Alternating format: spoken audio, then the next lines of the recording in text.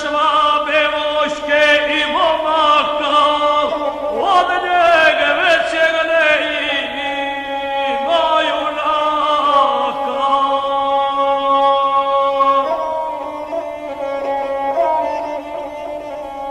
A kad vojska silnoga Cesara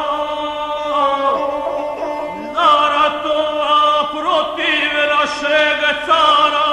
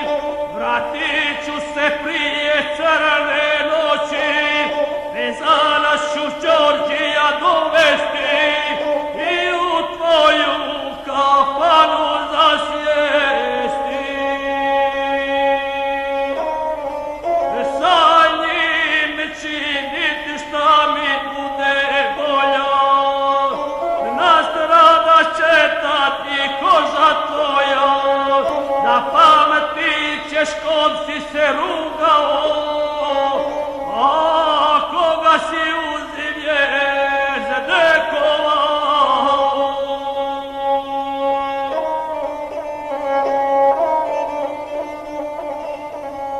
Turčine reče, pa Topolik reče,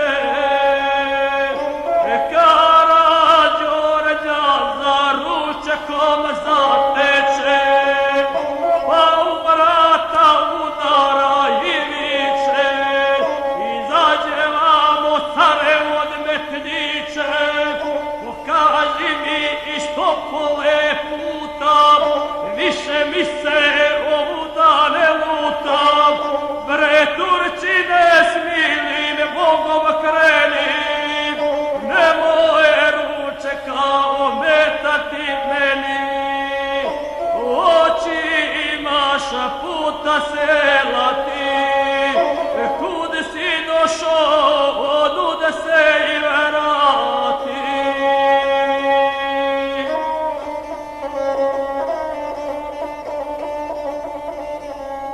Opet ture na vrata udara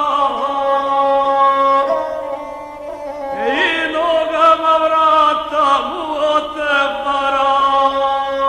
Izlaz vamo da te ne izvlačim i svom konju za rep da ne kačim. Nije ovo zemlja Italija, no je ovo turska carevina, u njoj moraš Turčina slušati, ili će te majka oplakati.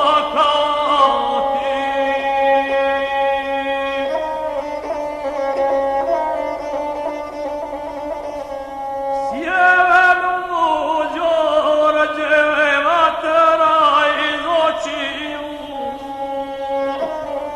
pa kašiku spusti na sidniju i lagano na vrata izlazi.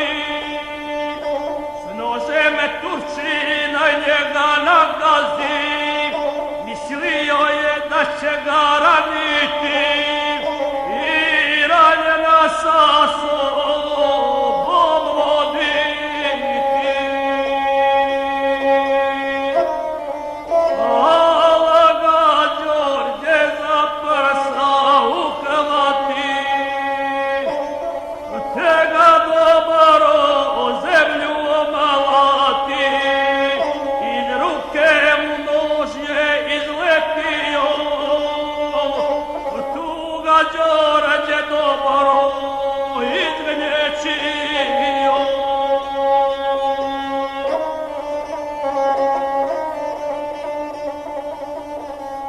Pa od žene pratljaču uzima i sa njom ga bije po rebrima, oduze mu konja i oružje, čak i s nogu obućom uze, se odnese kad i predati, a Vrdija gu bosog pješke vrati. Drum muke leti i sjeko tamne, po nogama načinio rane, a od crnih misli razum gubi. Karađorđe, zašto me ne ubi, da poginem kao junak pravi, ili što me ko psa ne zadavi. Bilo kakvom smrću ne umori, da o meni svijet ne govori, zar si mogao